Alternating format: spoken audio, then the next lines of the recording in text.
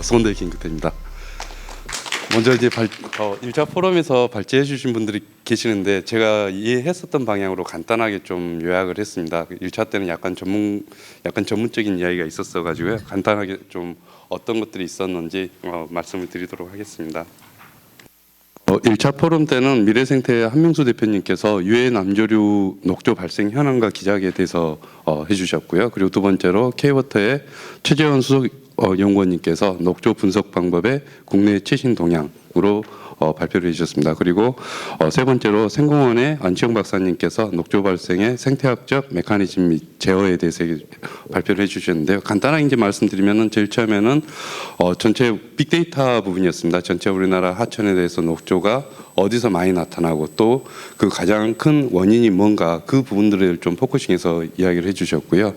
그다음에 K워터의 최지원 박사님께서는 그동안 좀 많이 이야기가 되었던 LCMS하고 엘리사 그 부분들에서 어떤 것이 장점이 있고 또 향후에는 LCMS나 이런 부분들이 어떻게 좀 가야 될까 그런 부분에 대해서 말씀을 해주셨습니다. 그리고 안치영 박사님께서는 생물과 생물의 이 뭐랄까 그 공생관계도 있지만 서로가 서로에 대해서 이니비션 주는 관계가 있거든요. 그런 부분들을 이용해서 녹조를 어떻게 하면 관리를 할 수 있을까 그 컨셉으로 크게 발표를 해주셨었습니다.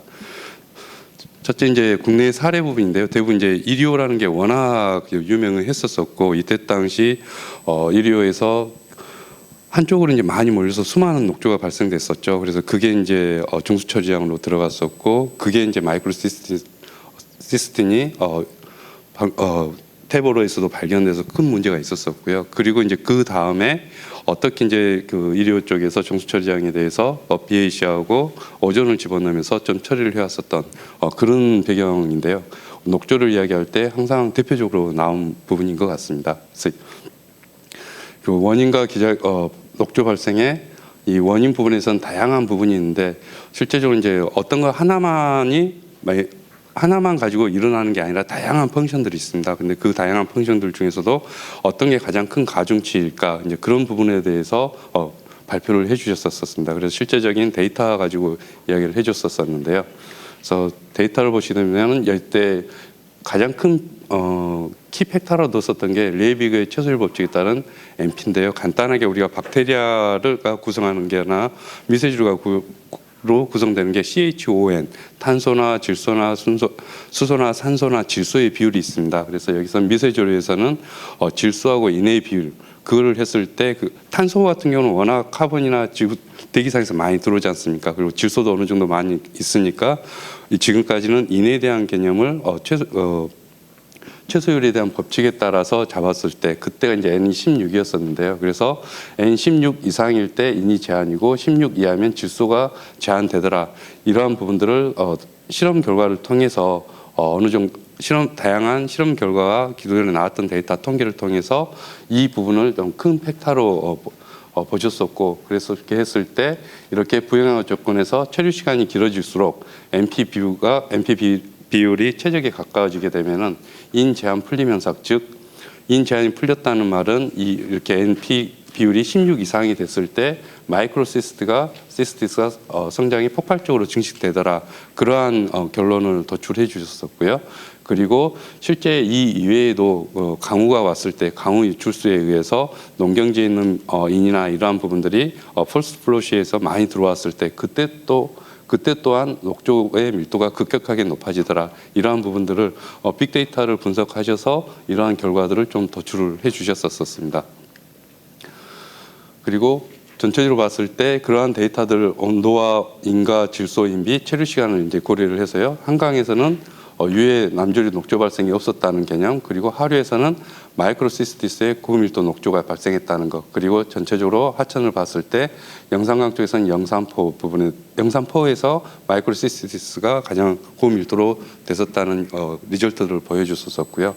특히 이때 봤을 때 주로 많이 됐던 게 높은 수온이나 긴 체류 시간, 강우시 인해 유입에 의해서 이 MPB가 늘어남으로써 다양한 녹조 발생이 됐다는 부분들을 설명을 해주셨었습니다. 그래서 이제 그러한 부분들에서 정량적 평가를 해줬고 향후 이러한 부분들이 가장 큰 원인이니까 이러한 메커니즘을 좀 없애는 방향으로 연구가 진행되고 녹조를 없애야 된다. 그런 취지로 1차 포럼 때 발표를 해주셨었습니다.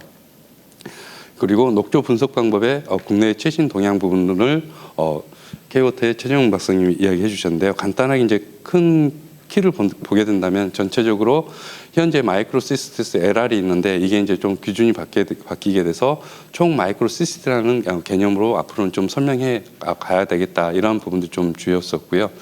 이 부분에는 실제적으로 다양한 이론들이 있었습니다. 전체적으로 국내에 존재하는 마이크로시스트 중에 대부분이 이제 마이크로시스템 LR 이 부분이 있었었고, 이제 그러한 이론 배경과 기타 전문가들 의견을 결합해서 앞으로는 이러한 좀 컨셉으로 가야 되지 않겠냐를 제안을 해주셨었고, 그리고 현재 4종에서 6종으로 좀 증가를 해야 된다, 이러한 부분들을 좀 말씀을 해주셨습니다.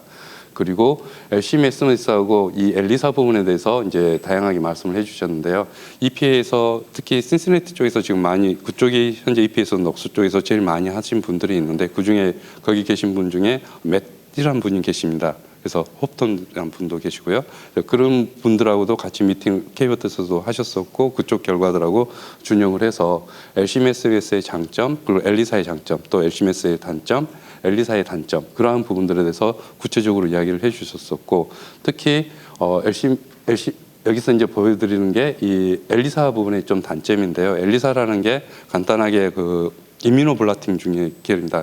실험을 할 때 우리가 모레큘러에서 블라팅 계열이 있는데, 웨스턴 블라팅이 있고 이뮤노블라팅이 있는데, 얘들은 이제 항원 항체 반응 중에서 가져가는 그런 부분들인데요. 그러한 부분에서 가질 수 있는 어떤 위크 포인트 부분들과 또 LC-MES가 가질 수 있는 위크 포인트, 그러한 부분들을 좀 설명을 해주셨었고, 또 그 외에 이렇게 이제 검량선에서 가질 수 있는 장단점, 우리가 실험을 할 때 가장 중요한 것은 LC-MES 이렇게 Y는 이끌어 AX 플러스 B도 마찬가지지만 여기나 이 중간 값을 우리가 보통 많이 차지를 하거든요. 그래서 이러한 부분들이 측정 값의 신뢰성이 높은 구간분들은 결국은 이 부분 이러한 부분들이 좀 포커싱 돼야 되지 않나, 이런 부분과 더불어서 제일 마지막에 하나 또 드렸던 것 중에 여기에는 포함을 못 드렸지만 LC-MES 중에 지금 현재 6가지 방법뿐만 아니라 전체를 다 디텍팅 할 수 있는 그런 새로운 메서덜러지를 K워터 최정 박사님께서도 소개를 해주셨었습니다. 그래서 그러한 방법들이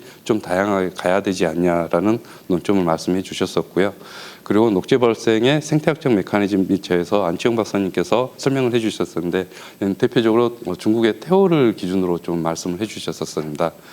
그리고 좀 재미있었던 게 인만 제한해서는 조류 독소, 마이크로시스템 녹소가 증가할 수도 있다. 이러한 부분에서 많은 일부 학자분들은 인만 제한했을 때, 인이 작았을 때 오히려 마이크로시스템 에어로지너사가 마이크로시스템이라는 독소를 더 많이 발생할 수 있다는 일부 학자분들의 이야기가, 또 반면에 일부 다른 연구자분들은 그게 아니다 해서 서로 반론에 대해 디베이팅하는 그러한 부분들에서 좀 먼저 설명을 해주셨고, 실제 생공원에서 실험을 했을 때 결과는 이제 뒤쪽에서 생공에서는 우리는 이런 결과가 있다, 그 부분이 이제 주로 나타났었고, 그 부분들을 이야기해 줬었고요. 또 하나 말씀해 주셨었던 게 생물의 공생관계에 대해서 주로 이야기를 해줬었습니다. 마이크로시스템 에어로지너사가 주로 공생하는 박테리아들이 어떤 스타일인지, 또 걔들의 공생이 아니라 오히려 이제 좀 죽여가는 그런 스타일은 어떤 미생물들, 어떤 공생관계인지, 그런 부분들을